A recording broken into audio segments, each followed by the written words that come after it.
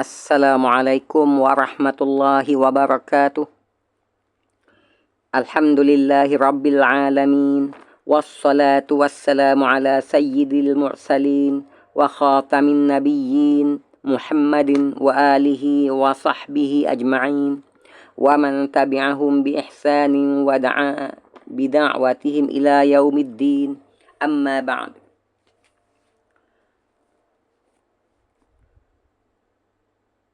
Allahumma aftah alaina hikmataka wanshur alaina min khazaini rahmatika ya arhamar rahimin. Rabbi shrah li sadri wa yassir li amri wahlul 'uqdatam min lisani yafqahu qawli. Allahumma rabbi yassir wa la tu'assir wa tammim bil khair wa bika nasta'in. Amma ba'd.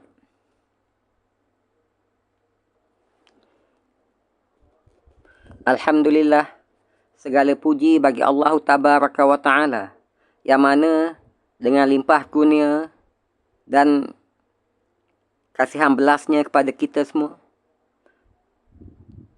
telah Allah panjangkan usia kita untuk sehari lagi, untuk sama-sama kita pergunakan insya-Allah dengan sebaik-baiknya atas usaha iman dan amal kita sebagai bekal untuk balik jumpa Allah di hari yang tiada kesudahannya nanti. Dan alhamdulillah, dengan izinnya juga dan limpah kurnia serta kasihan belasnya kepada kita, insya-Allah di malam yang berbahagia ini dapat sekali lagi kita berada di dalam satu sesi perkongsian ilmu, yakni satu sesi perkongsian audiobook bacaan kitab Al-Muyassaru fi Ilmi Mustalahil Hadis, yaitu pengenalan ilmu mustalah al-hadis bagi sesi perkongsian audiobook yang keempat.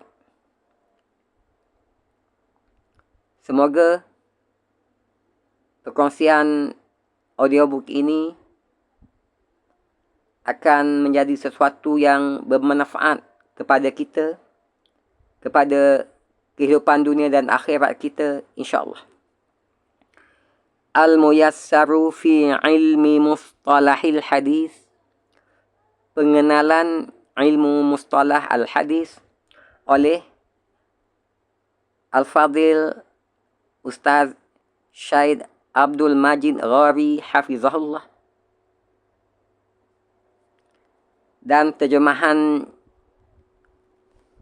ke bahasa Melayu oleh Dr. Zulhilmi bin Muhammad Nur hafizahullah dan Muhammad Hazim bin Husain hafizahullah, terbitan Darul Syakir Sendirian Berhad.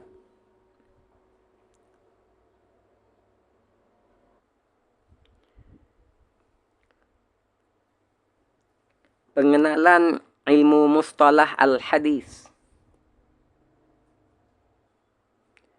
Dan untuk makluman, versi yang kita sedang ikuti perkongsian bacaan isi kandungannya ini adalah versi PDF bagi edisi ke-6 tahun 2017.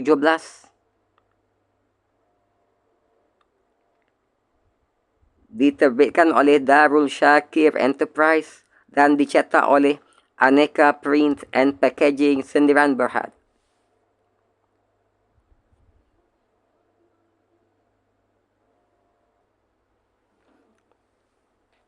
Semakan teks-teks terjemahan bagi kitab ini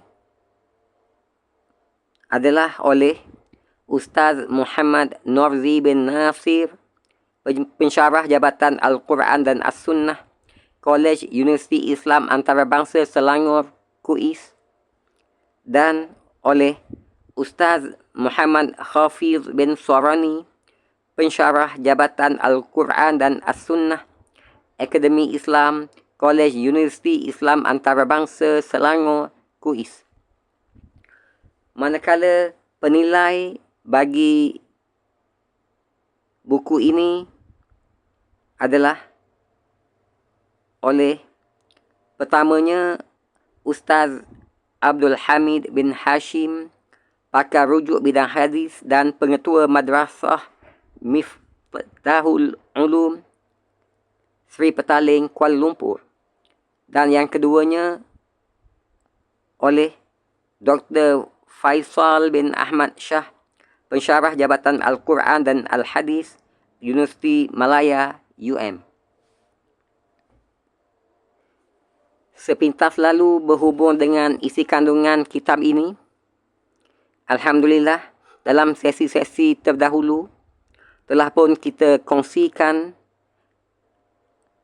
bab muqaddimah ataupun pendahuluan kitab, juga bahagi fasal pertama ilmu mustalah al-hadis, ta'rif dan sejarahnya, iaitu bagi bahagian pertama daripada fasal pertama ini, iaitu ta'rif ilmu mustalah al-hadis secara berasingan dan gabungan. Dan juga telah juga kita kongsikan bahagian kedua ilmu mustalah al-hadis, kepentingan, kedudukan, matlamat dan hukum mempelajarinya. Semoga perkongsian terdahulu itu akan sangat-sangat bermanfaat untuk kita semua, insya-Allah. Insya-Allah, bagi sesi perkongsian kali keempat di malam yang berbahagia ini, akan kita teruskan lagi dengan bahagian ketiga daripada fasal pertama, iaitu bahagian-bahagian ilmu hadis dari segi ar-riwayah dan ad-dirayah.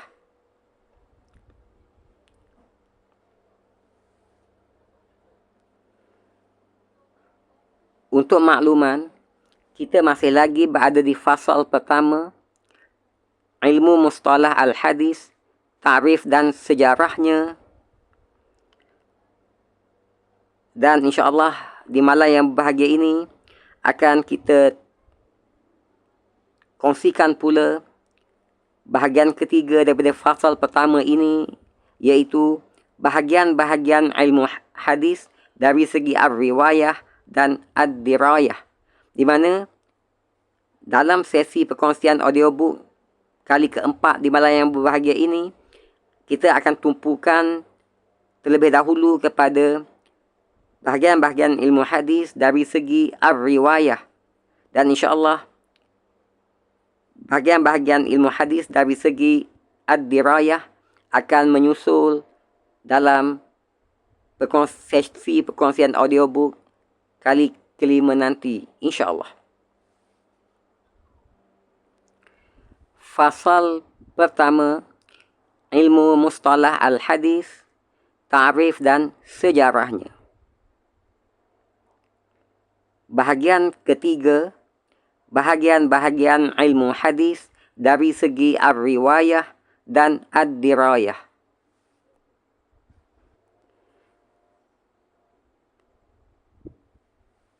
Ini adalah sesi perkongsian audiobook kitab pengenalan ilmu mustalah al-hadis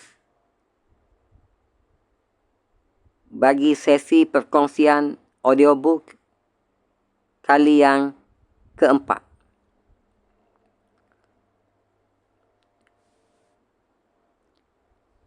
Bahagian ketiga daripada fasal pertama, bahagian-bahagian ilmu hadis dari segi ar-riwayah dan ad-dirayah. Ilmu hadis merangkumi dua tajuk utama, iaitu ilmu hadis riwayah dan ilmu hadis dirayah. Kedua-duanya akan diterangkan seperti berikut, iaitu Pertamanya, ilmu hadis ar-riwayah.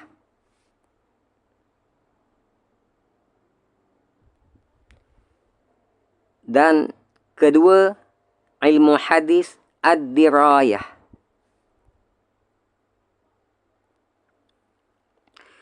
Berikut adalah huraian dan penjelasan bagi ilmu hadis ar-riwayah. Bahagian-bahagian ilmu hadis dari segi ar-riwayah dan ad-dirayah. Ilmu hadis merangkumi dua tajuk utama, iaitu pertamanya ilmu hadis ar-riwayah dan kedua ilmu hadis ad-dirayah. Kedua-duanya akan diterangkan seperti berikut. Pertama, ilmu hadis ar-riwayah. Ilmu hadis ar-riwayah. Bahagian pertama adalah ta'rif ar-riwayah menurut bahasa dan istilah. Ta'rif ar-riwayah menurut bahasa dan istilah. Ar-riwayah menurut bahasa. Ar-riwayah menurut bahasa ialah kata terbitan ataupun masdar daripada perkataan rawa yarwi. Maksudnya ialah memindahkan sesuatu berita, hikayat atau kisah dan menukilkannya kepada orang lain. Maksudnya ialah memindahkan sesuatu berita, hikayat atau kisah dan menukilkannya kepada orang lain.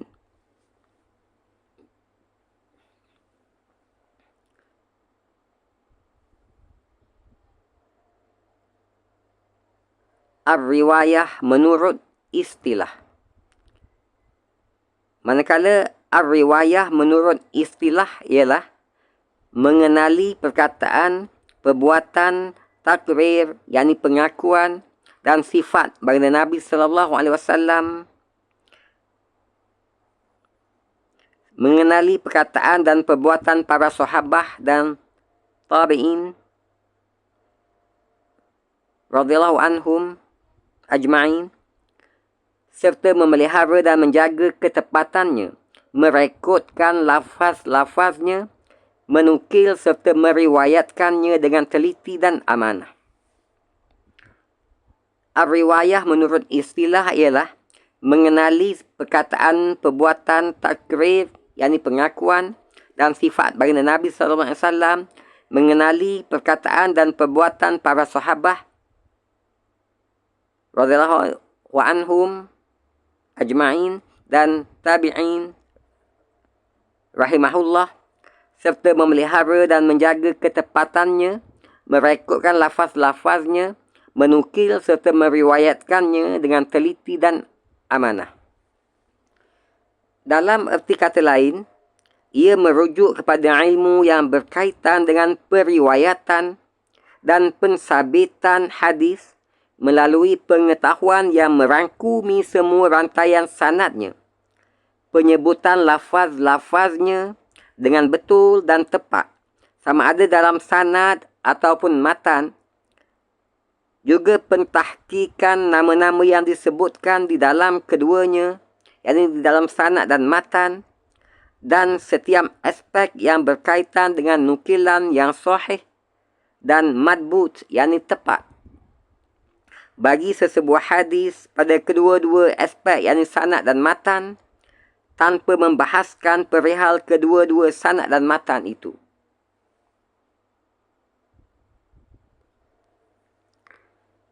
Kedua, tajuk perbincangan ilmu hadis ar-riwayah. Tajuk perbincangan ilmu hadis ar-riwayah. Diri Rasulullah sallallahu alaihi wasallam dalam konteks baginda Nabi sallallahu alaihi wasallam sebagai utusan Allah Subhanahu wa taala. Tajuk perbincangan ilmu hadis ar-riwayah adalah diri Rasulullah sallallahu alaihi wasallam dalam konteks baginda sebagai utusan Allah Subhanahu wa taala. Selanjutnya, ketiga, kelebihan ilmu hadis ar-riwayah. Kelebihan ilmu hadis ar-riwayah. Antara kelebihan ilmu hadis ar-riwayah adalah ia merupakan antara sebaik-baik ilmu selepas kitabullah Subhanahu wa ta'ala dan cukup untuk menunjukkan keutamaannya bahawa ia adalah penerang dan pentafsir bagi kitab Allah Subhanahu wa ta'ala yang diturunkan kepada semua makhluk supaya mereka mengabdikan diri kepada Allah Subhanahu wa ta'ala dengan cara membacanya dengan lidah, meyakininya dalam hati dan beramal dengan anggota sejak hari ia diturunkan sehingga hari kiamat. Dan apa yang dimaksudkan bahawa ia adalah penerang dan pentafsir bagi kitab Allah Subhanahu wa ta'ala adalah maknanya bahawa hadis Nabawi menerangkan dan mentafsirkan hukum hakam yang Al-Quran ringkaskan. Contohnya, hukum hakam solat, zakat dan lain-lainnya yang Al-Quran tidak mentafsirkannya. Maka hadis berfungsi menerangkannya beserta contoh-contoh yang ini secara amali.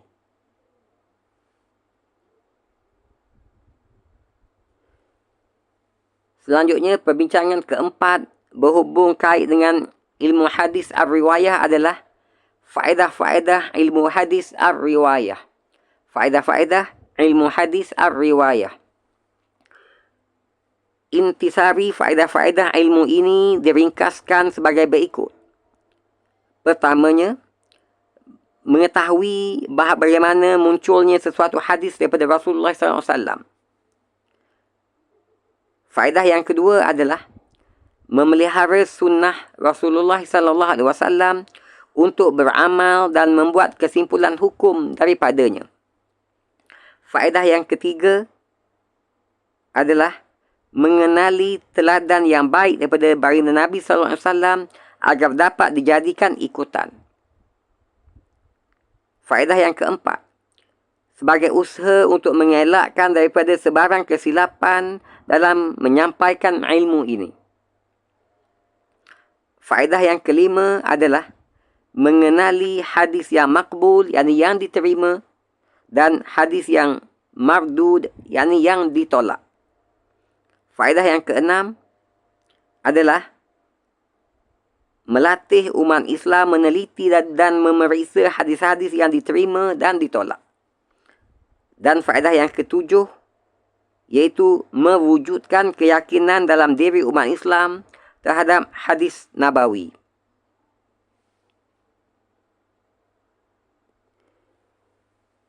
Selanjutnya,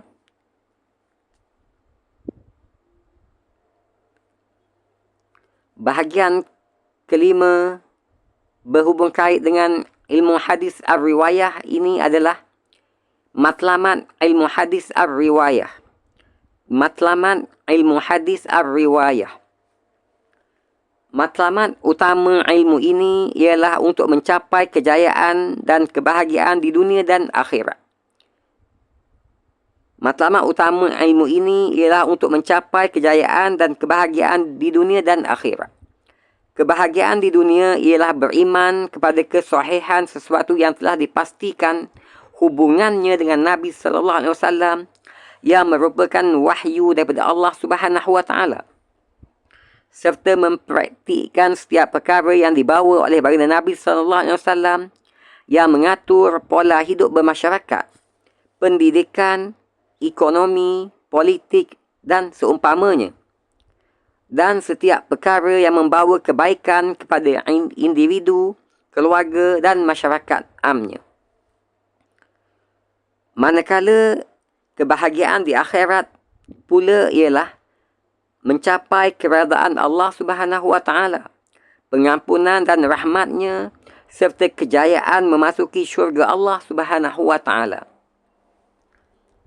Demikianlah ganjaran bagi sebuah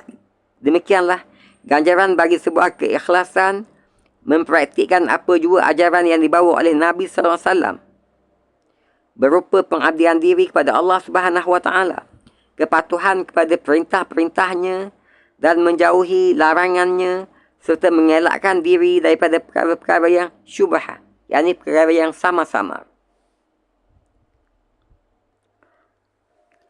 Selanjutnya, bahagian ke-6 berhubung kait dengan ilmu hadis ar-riwayah adalah perbandingan ilmu riwayah dengan ilmu-ilmu yang lain. Perbandingan ilmu ar-riwayah dengan ilmu-ilmu yang lain. Hadis merupakan sumber kedua syariat Islam selepas Al-Quranul Karim. Kedudukannya dengan Al-Quran sebagai penerang dan pentafsir bagi Al-Quran. Ia, yakni hadis ar-riwayah, memperincikan ayat Al-Quran yang mujmal, yakni yang ringkas, menerangkan yang mubham, yang samar, membataskan yang mutlak, yakni yang tidak terbatas, mengkhususkan yang umum, dan menjelaskan apa yang sengaja diabaikan oleh Al-Quran. Setiap kenyataan di atas lebih jelas melalui contoh-contoh yang berikut. Pertama, perincian hadis terhadap perkara yang diringkaskan oleh Al-Quran. Seperti hadis-hadis yang memperincikan hukum hakam ibadah dan muamalat yang disebutkan di dalam Al-Quran secara mujmal, yakni secara ringkas. Umpamanya perintah solat yang dinyatakan secara ringkas melalui ayat wa aqimus solah dan dirikanlah solat. Al-Baqarah ayat 43.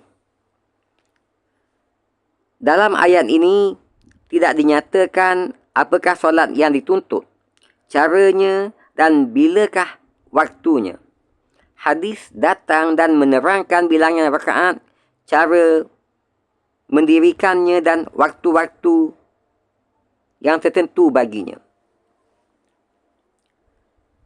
Kedua, penerangan hadis terhadap perkara yang disamarkan oleh Al-Quran. Al-Quran tidak menjelaskan maksud sebenar pada perkataan benang putih,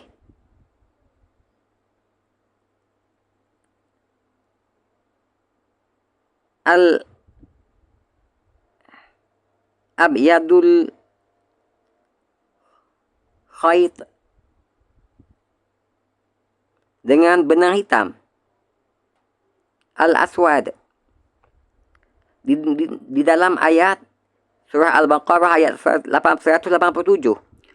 Wakulu washrabu hatta yatabayyana lakumul khaitu minal abyadul khaitil aswadi minal fajr. Yang artinya, dan makanlah serta minumlah sehingga nyata kepada kamu benang putih, yakni cahaya siang, dari benang hitam, yakni kegelapan malam, iaitu waktu fajar. Hadis datang untuk menjelaskan bahawa maksud benang putih dan benang hitam di dalam ayat ini adalah cahaya siang dan kegelapan malam dan yang seumpama dengannya. Ketiga, pembatasan hadis terhadap perkara yang dimutlakkan oleh Al-Quran. Begitu juga Al-Quran hanya menyatakan tangan pencuri yang mesti dipotong tanpa sebarang had ataupun syarat, seperti firman Allah Subhanahu wa taala surah Al-Maidah ayat 38. Was-sariqu was-sariqatu faqta'u aydiyahuma, yang artinya, dan tangan pencuri lelaki dan pencuri perempuan, maka potonglah tangan mereka.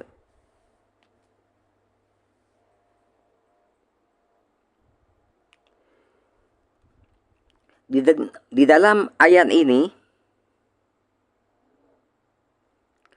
arahan memotong tangan adalah secara mutlak bagi setiap kecurian sama ada banyak atau sedikit, sama ada pencuri itu berakal ataupun tidak. Kemudian as-sunnah datang dan meletakkan had serta syarat bagi pencuri mestilah baligh dan berakal, dan had kadar kecurian seperti hadis la tuqta'u yadus sariqi illa fi rubu'i dinarin fasa'ida. Yakni maksudnya tidak dipotong tangan pencuri kecuali pada nilai 1/4 dinar ataupun lebih. Ini sebagaimana diriwayatkan oleh Muslim di dalam Sahih Kitab Al-Hudud bab had as-sariqah wa nisabuha, hadis nombor 1684 daripada Aisyah radhiyallahu anha. Keempat, pengkhususan hadis terhadap perkara yang didiamkan oleh Al-Quran. Pengkhususan hadis terhadap apa ataupun perkara yang didiamkan oleh Al-Quran. Al-Quran telah mengharamkan bangkai di dalam ayat surah Al-Baqarah ayat 173. Innama harrama alaikumul maitata waddama wa lahmal khinzir wa ma uhilla bihi li ghairillah, yang artinya sesungguhnya Allah hanya mengharamkan kepada kamu memakan bangkai, darah, daging babi dan binatang-binatang yang disembelih tidak kerana Allah. Lalu datanglah hadis mengkhususkannya dengan pengecualian bangkai ikan dan belalang dan pengecualian hati dan limpa. Ini sebagaimana di dalam hadis yang diriwayatkan oleh Umar bin Al-Khattab radhiyallahu anhu bahawa baginda Nabi SAW bersabda, dihalalkan bagi kita 2 bangkai dan 2 darah. Adapun 2 bangkai ialah bangkai ikan dan bangkai belalang, manakala 2 darah ialah hati dan limpa. Hadis dikeluarkan oleh Ahmad, Ibn Majah dan Ad-Daraqutni.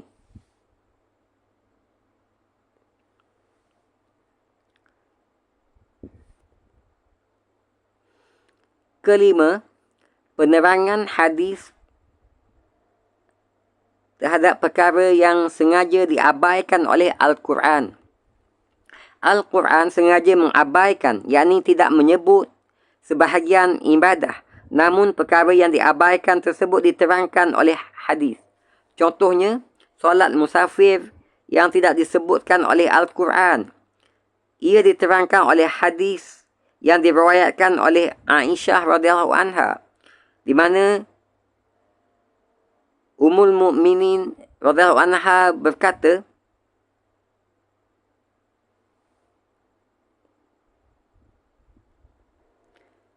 furidatis salatu rak'ataini fil hadari was safar fa'uqirrat salatus safar wazida fi salatil hadar, yang artinya solat telah difardukan dalam bentuk 2 rakaat ketika mukim dan safar. Kemudian telah dikekalkan bilangan rakaat solat musafir dan ditambah pada solat mukim. Ini sebagaimana diriwayatkan oleh Imam Abu Dawud dalam kitab Solat As-Safar bab Solat Al-Musafir, hadis nombor 1198.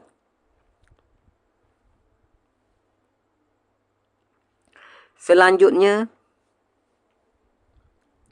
bahagian ke-7 berhubung kait dengan ilmu hadis ar-riwayah, iaitu kepentingan ilmu hadis ar-riwayah. Kepentingan ilmu hadis ar-riwayah.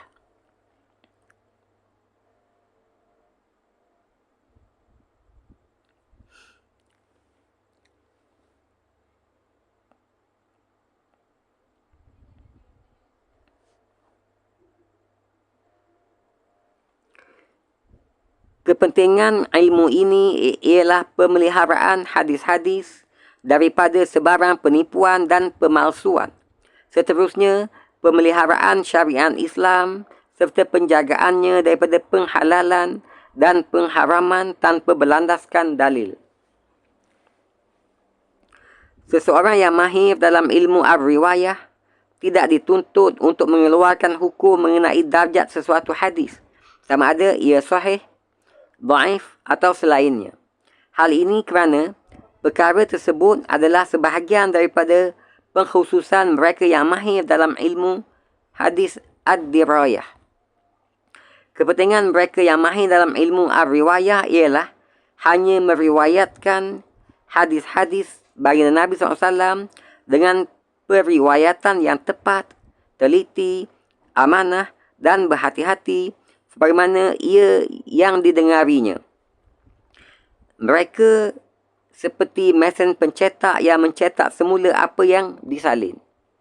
Mereka tidak mempunyai keupayaan tersendiri untuk menambah penyataan ataupun menguranginya. Selanjutnya, bahagian ke-8 berhubung kait dengan ilmu hadis ar-riwayah ini, iaitu hukum mempelajari ilmu hadis ar-riwayah. Hukum mempelajari ilmu hadis ar-riwayah. Mempelajari ilmu ini, kemudian mengajarkannya adalah sebahagian daripada tuntutan fardu kifayah, dan jika ia tidak dilaksanakan dan dipelajari, maka seluruh umat berdosa. Bahagian ke-9 berhubung kait dengan ilmu hadis ar-riwayah ini, iaitu pengasas ilmu hadis ar-riwayah. Pengasas ilmu hadis ar-riwayah.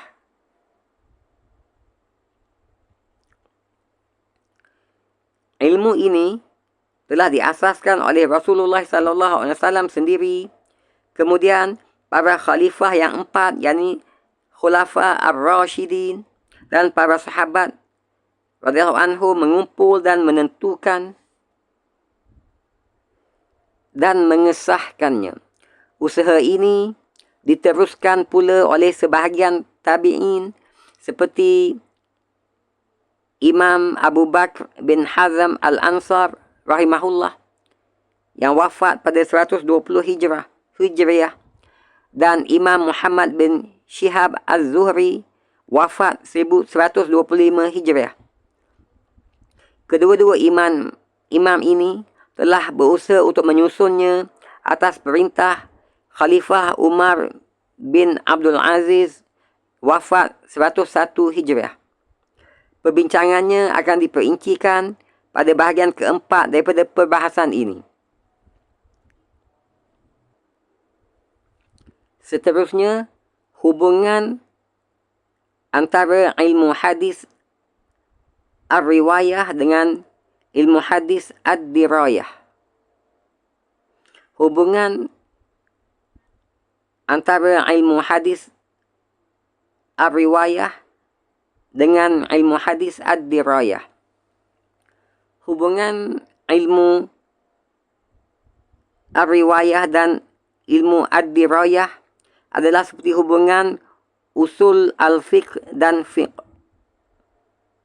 Setiap satu daripada keduanya berfungsi sebagai wasilah agar maksud yang dikehendaki daripadanya menjadi kenyataan. Maksud bagi usul fiqh ialah mendapatkan dalil-dalil hukum fiqh, dan maksud bagi ilmu dirayah al-hadis ialah mendapatkan dalil bagi hukum hakam hadis, sama ada sahih, hasan ataupun dhaif.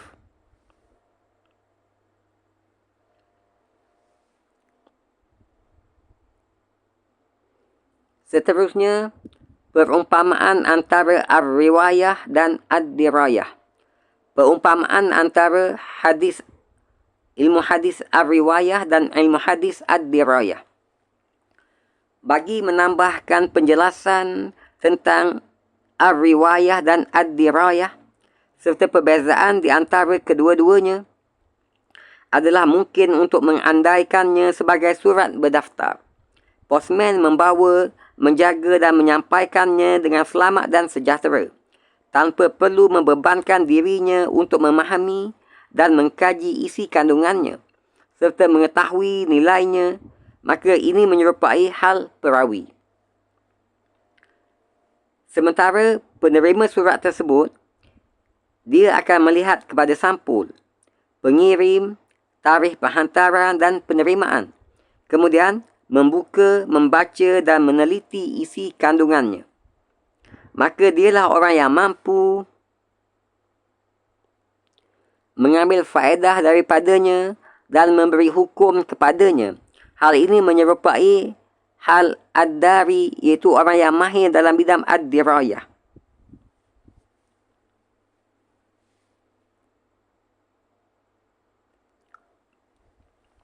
Wallahu a'lam. Alhamdulillah, dengan seizin Allah Subhanahu wa taala telah dapat kita kongsikan sebahagian daripada isi kandungan kitab Al-Muyassaru fi Ilmi Mustalahil Hadis, iaitu pengenalan ilmu mustalah al-hadis oleh Al-Fadil Ustaz Syed Abdul Majid Ghari Hafizahullah. Ini bagi sesi perkongsian audiobook kali yang keempat di malam yang berbahagia ini insya-Allah. Alhamdulillah. Semoga semua perkongsian terdahulu dan seterusnya akan sedikit sebanyak memantapkan kefahaman kita berhubung kait dengan ilmu mustalah al-hadis,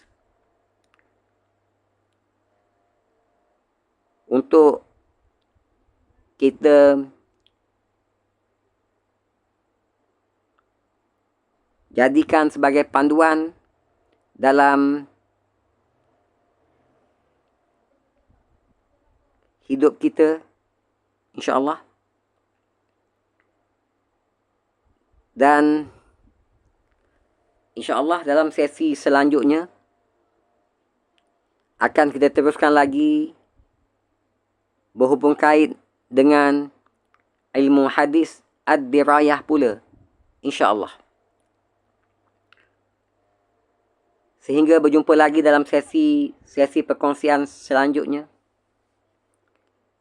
Terima kasih di atas kesudian melapangkan masa untuk sama-sama mengikuti sesi perkongsian audiobook bacaan isi kandungan kitab